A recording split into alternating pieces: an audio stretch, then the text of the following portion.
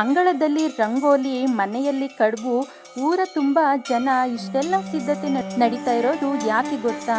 ಇವತ್ತು ನಮ್ಮೂರಿನ ಸಿರುವಂತೆ ಜಾತ್ರೆ. ಬನ್ನಿ ಇವತ್ತಿನ ಸಂಭ್ರಮವನ್ನು ಒಟ್ಟಾಗಿ ಸವಿಯೋಣ. ಇವತ್ತು ನಮ್ಮೂರಲ್ಲಿ ಸಂಭ್ರಮವೋ ಸಂಭ್ರಮ, ಯಾಕೆಂದರೆ ಇವತ್ತು ನಮ್ಮೂರಿನ ಜಾತ್ರೆ. ಬೆಳ್ಳಂಬೆಳಗ್ಗೆ ಬೇಗ ಎದ್ದು ಹೊರಗೆ ಬಂದಾಗ ನನಗೊಂದು ಸುಂದರ ದೃಶ್ಯ ಕಾಣ್ತು. ನಮ್ಮನೆ ಕೋಳಿ ದಣ್ಕುಲ್ ಅಂದರೆ ಗೇಟ್ ಮೇಲೆ ಗಂಭೀರವಾಗಿ ನಿಂತು ಸುತ್ತಲೂ ನೋಡ್ತಾ ಇತ್ತು. ಬಹುಶಃ ಇದು ಯಪ್ಪ ಇವತ್ತು ಜಾತ್ರೆ ಇದೆಯಲ್ಲ, ಇಷ್ಟೊಂದು ಜನ ಬರ್ತಿದಾರಲ್ಲ ಅಂತ ಆಶ್ಚರ್ಯದಿಂದ ನೋಡ್ತಿರಬಹುದು. ಅವುಗಳಿಗಿರುವ ಒಂದು ನೈಸರ್ಗಿಕ ಗುಣ, ಅಲ್ಲಿಂದ ಇಡೀ ಪರಿಸರವನ್ನು ಗಮನಿಸೋದು ಅವಕ್ಕೆ ಇಷ್ಟ. ಆಮೇಲೆ ಒಂದು ಕಪ್ ಟೀ ಕುಡಿದು ತಿಂಡಿಗೆ ಬಿಸಿ ಬಿಸಿ ಉಪ್ಪಿಟ್ಟು ಮಾಡಿ ಇವತ್ತು ಹಬ್ಬ ಅಲ್ವಾ, ಅದಕ್ಕೆ ಅಂಗಳ ಗುಡಿಸಿ ಸಗಣಿ ಹಾಕಿ ಬಳಿಯೋಕೆ ರೆಡಿಯಾದೆ.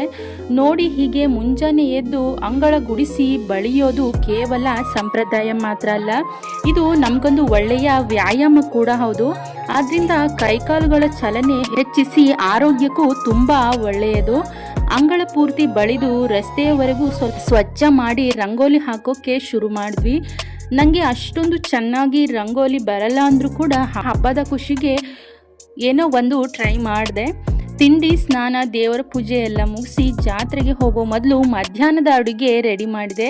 ಜಾತ್ರೆಯಿಂದ ಬರೋದು ಲೇಟ್ ಆಗ್ಬೋದು ಅನ್ನೋ ಕಾರಣಕ್ಕೆ ಅನ್ನ ಹಾಗೆ ತರಕಾರಿ ಸಾಂಬಾರ್ ಜೊತೆಗೆ ಕಡುಬಿಗೆ ಬಾಳೆ ಎಲೆ ಕೊಟ್ಟೆಗಳನ್ನು ರೆಡಿ ಮಾಡಿ ಇಟ್ಟು ಜಾತ್ರೆಗೆ ಹೊರಟ್ವಿ.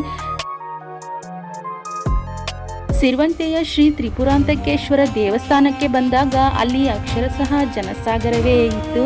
ಶಿವನು ತ್ರಿಪುರ ಎಂಬ 3 ಕೋಟೆಗಳನ್ನು ಧ್ವಂಸಗೊಳಿಸಿದ ಹಾಗೆ ಪೌರಾಣಿಕ ಹಿನ್ನೆಲೆ ಈ ದೇವಸ್ಥಾನಕ್ಕಿದೆ. ಹಾಗೆ ನಾವು ಕೂಡ ರಥಕ್ಕೆ ಮೆಣಸು ಮತ್ತು ಅಕ್ಕಿಯನ್ನು ಎಸೆದ್ವಿ. ಇದರ ಕಾರಣ, ರಥೋತ್ಸವದ ಸಮಯದಲ್ಲಿ ಭಕ್ತರು ರಥಕ್ಕೆ ಮೆಣಸು ಮತ್ತು ಅಕ್ಕಿಯನ್ನು ಎಸೆಯುತ್ತಾರೆ. ಚರ್ಮದ ಕಾಯಿಲೆಗಳು ಗುಣವಾಗಲಿ ಅಂತ ಮೆಣಸನ್ನು, ಹಾಗೆ ಸಮೃದ್ಧ ಬೆಳೆ ಬರಲಿ ಅಂತ ಅಕ್ಕಿಯನ್ನು ಇಲ್ಲಿ ರಥಕ್ಕೆ ಎಸೆಯೋದು ಇಲ್ಲಿನ ನಂಬಿಕೆ.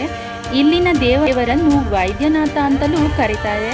ಅಲ್ಲೇ ಪಕ್ಕದಲ್ಲಿ ದವಸದ ರಾಶಿ ಕೂಡ ನೋಡಿದೆ. ಬೃಹತ್ ಎಡೆ ಹಾಕಲಾಗಿತ್ತು. ನಾವು ಬೆಳೆದ ಬೆಳೆ ಸಿಗುವ ಸೊಪ್ಪು ಸದೆ ಎಲ್ಲವೂ ದೇವರಿಂದ ಬಂದದ್ದು ಅನ್ನೋ ಕೃತಜ್ಞತೆಯಿಂದ ಹೀಗೆ ರಾಶಿ ಮಾಡಿ ಪೂಜಿಸ್ತಾರೆ. ವಿಶೇಷ ಅಂದರೆ ಪೂಜೆ ನಂತರ ಇದನ್ನು ದನಕರುಗಳಿಗೆ ತಿನ್ನಲು ಕೊಡ್ತಾರೆ. ಇದು ಜೀವ ಸಂಕುಲಕ್ಕೆ ಆಹಾರ ನೀಡುವುದು ಪುಣ್ಯದ ಕೆಲಸ ಅನ್ನೋ ಮಲೆನಾಡಿನ ಸಂಸ್ಕೃತಿಯನ್ನು ಎತ್ತಿ ತೋರಿಸುತ್ತೆ. ಅಲ್ಲೇ ಪಕ್ಕದಲ್ಲೇ ಇರುವ ಶ್ರೀ ಕೋಟೆ ದುರ್ಗಾಂಬ ದೇವಿಯ ದರ್ಶನ ಕೂಡ ಪಡೆದ್ವಿ.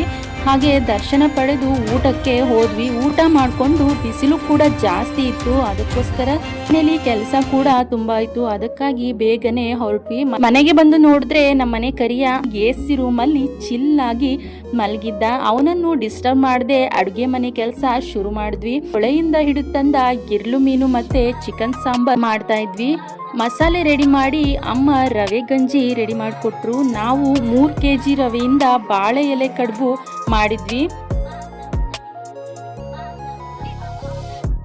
ಒಂದು ಕಡೆ ಒಲೆ ಮೇಲೆ ಕಡುಬು ಬೇಯ್ತಿದ್ರೆ, ಇನ್ನೊಂದು ಕಡೆ ಕುಕ್ಕರ್ನಲ್ಲಿ ಮಟನ್ ಬೇಯಿಸ್ತಾ ಇದ್ದೀವಿ. ಒಲೆಯಲ್ಲಿ ಬೇಯಿಸಿದ್ರೆ ಲೇಟ್ ಆಗ್ಬೋದು ಅಂತ ಮಟನ್ ನಾವು ಕುಕ್ಕರಲ್ಲೇ ಬೇಯಿಸ್ತಾ ಇದ್ದೀವಿ. ಅದಾದಮೇಲೆ ಅಡುಗೆ ಎಲ್ಲ ರೆಡಿ ಆಯಿತು. ಅದಾದಮೇಲೆ ಊಟ ಬಳಸೋದಕ್ಕೆ ಹೋದೆ. ಅದರಿಂದ ವಿಡಿಯೋ ಮಾಡಲಿಕ್ಕೆ ಆಗಲಿಲ್ಲ. ಮಾರನೇ ದಿನ ಸಿರುವಂತೆ ಜಾತ್ರೆಯಲ್ಲಿ ಯಕ್ಷಗಾನ ಹಾಗೂ ಸಾಂಸ್ಕೃತಿಕ ಕಾರ್ಯಕ್ರಮ ಇತ್ತು. ಹಾಗಾಗಿ ಜಾತ್ರೆಗೆ ಹೋಗಿ ನಾವು ಹೋಗೋ ಅಷ್ಟರಲ್ಲಿ ಅಲ್ಲಿ ಪ್ರೋಗ್ರಾಮ್ ಸ್ಟಾರ್ಟ್ ಆಗಿತ್ತು. ರಾತ್ರಿ ದೀಪಗಳ ಬೆಳಕಲ್ಲಿ ರಥ ತುಂಬಾ ಚೆನ್ನಾಗಿ ಕಾಣಿಸ್ತಾ ಇತ್ತು. ಅಲ್ಲಿಂದ ಅಂಗಡಿ ಕಡೆ ಹೋಗಿ ಶಾಪಿಂಗ್ ಶುರು ಮಾಡಿದ್ವಿ. ನಂತರ ಅಲ್ಲಿಂದ ಐಸ್ ಕ್ರೀಮ್ ತಿನ್ನೋಕೆ ಹೋದ್ವಿ. ಅದನ್ನು ತಿನ್ನೋ ಅಷ್ಟರಲ್ಲಿ ದೇವಿಯ ರಕ್ಕಸ ಸಂಹಾರ ಪ್ರದರ್ಶನ ನಡೀತಿತ್ತು. ಅದನ್ನು ನೋಡ್ತಾ ಐಸ್ ಕ್ರೀಮ್ ತಿಂದು ಮುಗಿಸಿ ಸ್ವಲ್ಪ ಹೊತ್ತು ಪ್ರೋಗ್ರಾಮ್ ನೋಡಿದ್ವಿ. ಅದಾದಮೇಲೆ ಯಕ್ಷಗಾನ ಶುರುವಾಯಿತು. ಅಷ್ಟರಲ್ಲೇ ರಾತ್ರಿ 12 ಗಂಟೆ ಆಗಿತ್ತು. ಹಾಗಾಗಿ ಮೆಲ್ಲಗೆ ಮನೆ ಕಡೆ ಹೊರಟ್ವಿ.